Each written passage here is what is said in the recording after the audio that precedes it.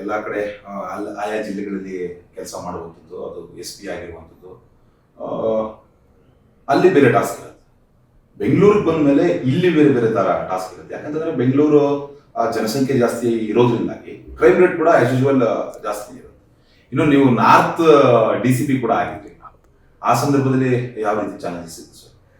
ನಿಮ್ಗೆ ಗೊತ್ತಿದೆ, ನಾರ್ತ್ ಇದ್ದಾಗ ಎಲೆಕ್ಷನ್ಸ್ ಇತ್ತು, ಎಲೆಕ್ಷನ್ಸ್ಗೋಸ್ಕರ ಹಾಕಿದ್ರು. ಚಾಲೆಂಜಿಂಗ್ ಎಲೆಕ್ಷನ್ಸ್ ಇತ್ತು, ಬಟ್ ಫಾರ್ಚುನೇಟ್ಲಿ ಅದು ಚೆನ್ನಾಗಿ ಪೀಸ್ಫುಲ್ ಆಗಿ ಆಗಿತ್ತು.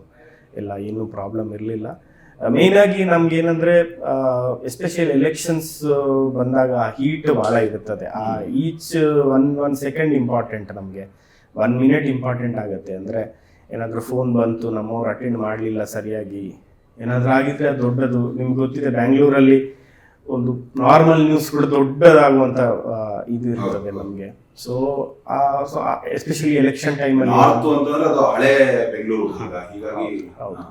ಸೊ ಬಟ್ ಅದು ಚಾಲೆಂಜಿಂಗ್ ಇತ್ತು, ಬಟ್ ಚೆನ್ನಾಗಿ ಮ್ಯಾನೇಜ್ ಆಗಿದೆ, ಏನು ತೊಂದರೆಗಳಿಲ್ಲ. ಆ್ಯಂಡ್ ಪ್ರೊಫೆಷ್ನಲ್ ನಾನು ಭಾಳ ಕಲ್ತಿದ್ದೀನಿ ಬೆಂಗಳೂರಲ್ಲಿ. ಆಲ್ಮೋಸ್ಟ್ 6 months ಅಲ್ಲಿ ಇನ್ಚಾರ್ಜ್ ಇದ್ದೆ ನಾರ್ತಲ್ಲಿ, 3 months ಇಲ್ಲಿ ಸೌತಲ್ಲಿ ಇನ್ಚಾರ್ಜ್ ಇದ್ದೆ.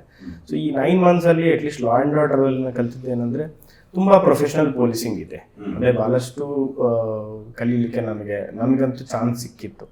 ಅಂದರೆ ಡಿಸ್ಟ್ರಿಕ್ಟ್ ಪೊಲೀಸಿಂಗ್ ಕಂಪೇರ್ ಮಾಡಿದರೆ ನಮ್ಗೆ ಏನಾದರೆ ರೌಡಿ ಇರ್ಬೋದು, ಪ್ರಾಪರ್ಟಿ ಅಫೆನ್ಸಸ್ ಇರ್ಬೋದು, ಕಳ್ತನಗಳು, ಸೊ ಇವೆಲ್ಲ ಹೇಗೆ ಬೇಗ ಅಟೆಂಡ್ ಮಾಡಬೇಕು, ಬೇಗ ಹೇಗೆ ಸಾಲ್ವ್ ಮಾಡಬೇಕು, ನಮ್ಮ ಸಿಬ್ಬಂದಿಗಳನ್ನ ಹೇಗೆ ಮೋಟಿವೇಟ್ ಮಾಡಬೇಕು ಅನ್ನೋದು ತುಂಬ ನನಗೆ ಅನಿಸಿತ್ತು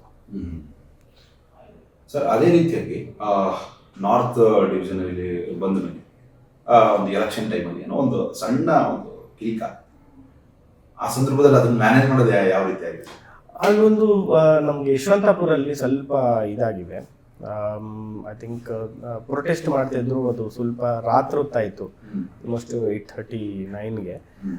2 ಪಾರ್ಟಿಗಳು ಸೇರಿಕೊಂಡು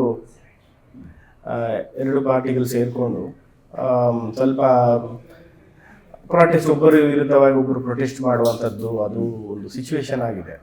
ನಮ್ಗೆ ಆ ಟೈಮಲ್ಲಿ ಬೇಸಿಕಲಿ ಎಲೆಕ್ಷನ್ಸ್ ಇತ್ತು. ಆ್ಯಂಡ್ ಮುಂಚೆಯಿಂದ ಸ್ವಲ್ಪ ಅಲ್ಲಿ ರೌಡಿ ಎಲಿಮೆಂಟ್ಸ್, ರೌಡಿ ಶೀಟರ್ಸು ಆ ಏರಿಯಾದಲ್ಲಿ ಇರುವಂಥದ್ದು, ಮತ್ತು ಅಲಿಗೇಷನ್ಸ್, ಕೌಂಟರ್ ಅಲಿಗೇಷನ್ಸ್ ಇರುವಂಥದ್ದು.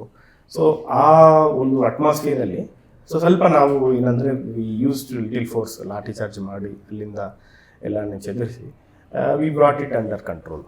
10 minutes ಅಲ್ಲಿ we brought it under. Because ಏನಾಗುತ್ತೆ, ಅಂಥ ಸಿಚುವೇಶನ್ಸಲ್ಲಿ ನಾವು ಮಾಡಬೇಕಾ ಮಾಡಬಾರ್ದಾ ಅನ್ನೋ ಒಂದು ಡಿಸಿಷನ್ ತಗೊಂಡು ಒಳಗಡೆ ನಾವು ಏನಾದರೂ ಆಗ್ಬೋದು ಅಂಥ ಸಿಚುವೇಶನಲ್ಲಿ. ಸೊ ಆ ಸಿಚುವೇಶನಲ್ಲಿ ನಾನು ಅದು ಕರೆಕ್ಟೋ ಇಲ್ವೋ ಗೊತ್ತಿಲ್ಲ, ಬಟ್ ಆ ಟೈಮಲ್ಲಿ I took that decision that ಸ್ವಲ್ಪ ಲಾಠಿ ಪ್ರಹಾರ ಮಾಡಿ ಅಲ್ಲಿಂದ ಎಲ್ಲರನ್ನೂ ಕಲಿಸ್ಬೇಕು ಅಂತ ಒಂದು ಡಿಸಿಷನ್ ತಗೊಂಡಿದ್ದೆ. But I think it worked well. Final ಆಗಿ ಪೀಸ್ಫುಲ್ ಆಗಿತ್ತು ಅದು ಎಲ್ಲ. ಜಿ ಕನ್ನಡ ನ್ಯೂಸ್ ಈಗ ನಿಮ್ಮ ಮನೆಯಲ್ಲೇ ನೋಡಿ, ಎಲ್ಲ ಕೇಬಲ್ಗಳಲ್ಲಿ ಈಗ ಲಭ್ಯ.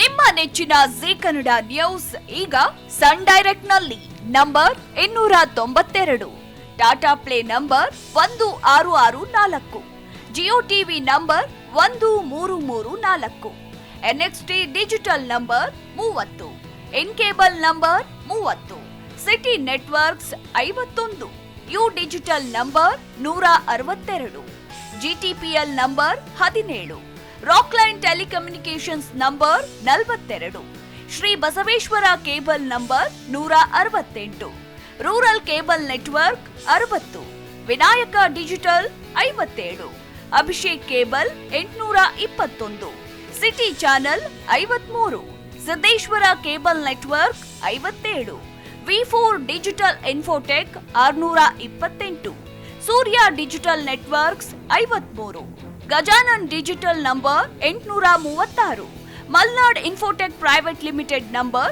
56, Metro Cast number 830, Victory Digital number 167ರಲ್ಲಿ ನೋಡಿ ಆನಂದಿಸಿ.